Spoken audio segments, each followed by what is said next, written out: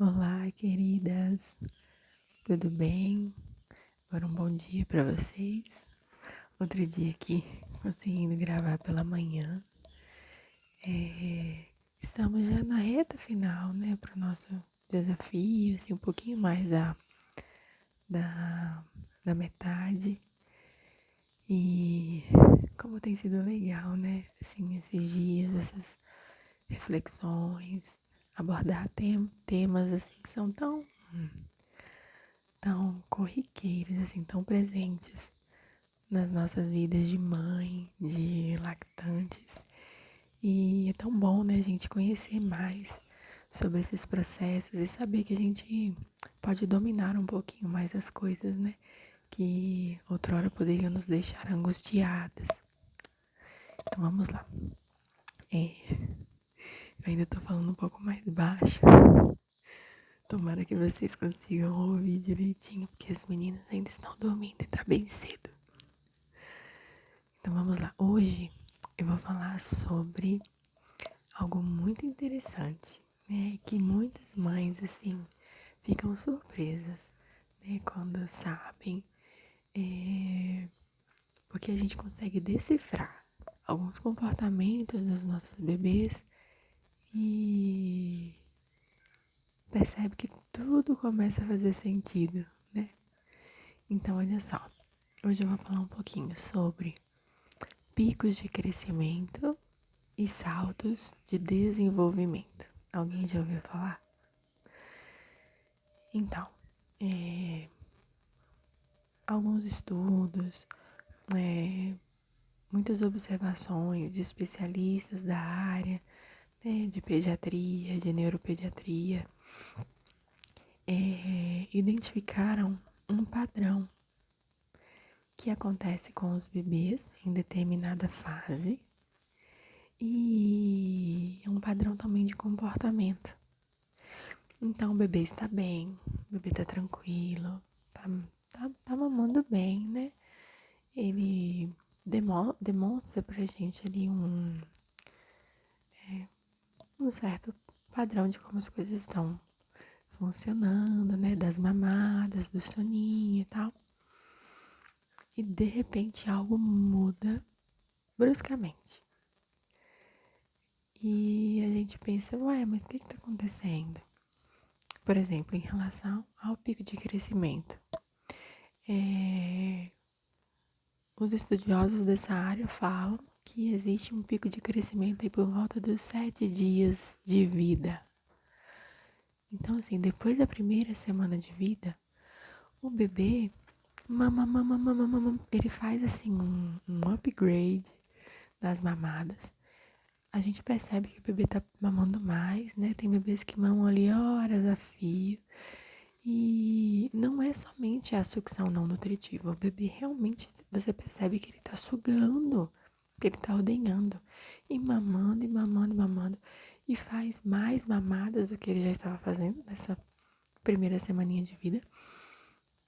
E a tendência de algumas mães é pensarem: meu leite não tá sustentando meu bebê, olha o jeito que ele tá. Ele tá esfomeado. E na verdade, o bebê ele está se preparando para passar por um estirão de crescimento, por um pico de crescimento. Ele vai ter um ganho de peso mais significativo depois que esse pico de crescimento passar. Então, o próprio organismo do bebê está preparando uma maior reserva calórica, um maior aporte nutricional para que sejam supridas, né, essas necessidades do organismo do bebê. Gente, isso é incrível, né? Isso é incrível demais. Depois que eu colocar esse vídeo aqui, eu vou postar embaixo uma tabela. Uma tabela facilmente encontrada na internet, né? Essa tabela padrão, que mostra um pouquinho sobre essas fases, né? Em que esses picos de crescimento podem acontecer. Isso acontece com 100% dos bebês? Não necessariamente. Alguns bebês podem até passar por um pico de crescimento, mas o comportamento deles é algo bem mais sutil, então a mãe pode nem perceber. É uma coisa interessante, né? Crianças que são amamentadas em tandem, bebês que são amamentados em idades diferentes, como eu fiz com as meninas, né? Isabel nasceu, a Inês continuou mamando. Quando tem uma criança mais velha mamando, que estimula ainda mais, né, a produção de leite, e é uma criança que ajuda o bebê a chegar no leite gorduroso mais rápido, digamos assim. O bebezinho mais novo, ele tem uma engorda mais rápida, ele tem um ganho de peso mais rápido, porque ele, né, o bebê, a criança mais velha ajuda a drenar mais o leite, e o bebê novinho tem acesso mais rápido ao leite gorduroso. Então, nesse caso, em amamentação em tandem, os picos de crescimento são pouco observados em bebês nesse caso, porque eles não têm assim tanto esforço, eles não precisam fazer tanto esforço para avisar o organismo da mãe para produzir mais leite para determinada fase, para determinado período, porque o mais velho está ajudando, entende? Então, nesse caso, é mais sutil o comportamento e às vezes o bebê nem demonstra que está passando por esse estirão. Então, assim, é uma mudança de comportamento, é uma mudança no padrão de comportamento do bebê. O bebê solicita mais e mais mamadas por mais tempo. E é uma sensação comum das mães pensarem, parece que meu peito tá murcho, eu não tô tendo leite. Tem leite sim, tem leite. Nós precisamos, assim, aprender a confiar na natureza do nosso corpo. Isso é algo muito importante. Porque lembra que eu falei, acho que lá no segundo vídeo, sobre a nossa mente, o que ela pode fazer para que nós, de repente, não consigamos amamentar. Se a gente dá esse poder negativo para nossa mente, né? As coisas podem não fluir da maneira desejada. Então, nós precisamos confiar, assim, no processo fisiológico do nosso corpo, a maneira como Deus fez. Né? A gente não precisa ficar nessa defensiva, na desconfiança o tempo todo. Vamos confiar, gente. E mais uma vez, a chave pra gente entender se o bebê tá bem, né? Se a gente tem leite, olha pro bebê. O bebê tá ganhando peso?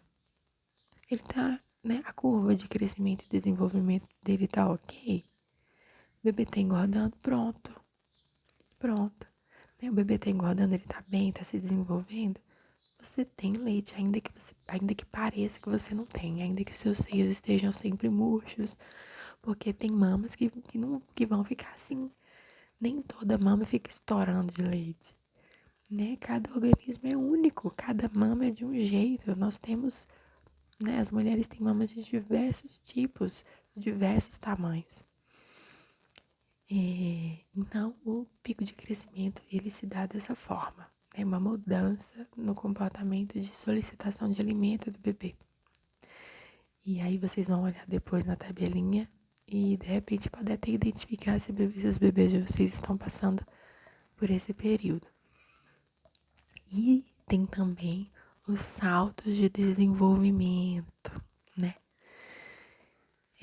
O que acontece nesse período de salto de desenvolvimento é quando o bebê está prestes a desenvolver, a adquirir uma nova habilidade.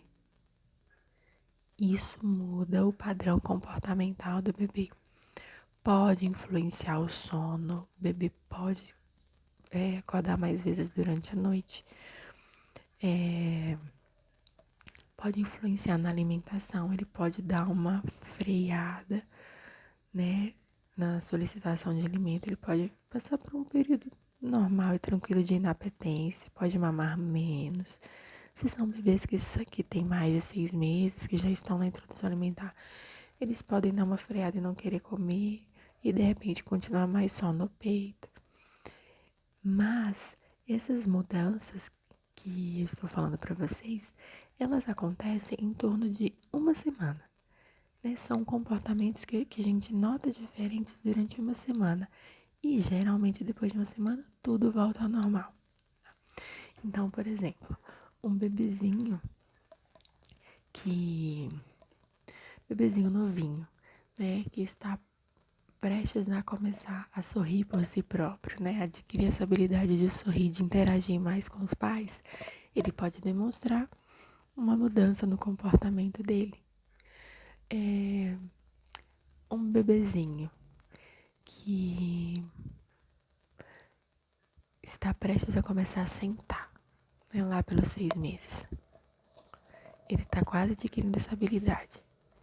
Pode ser que o sono dele fique péssimo, porque ele tenta executar essa habilidade até durante o sono. Então, os bebês ficam tão empolgados porque estão aprendendo algo, o corpo tá tão assim, né?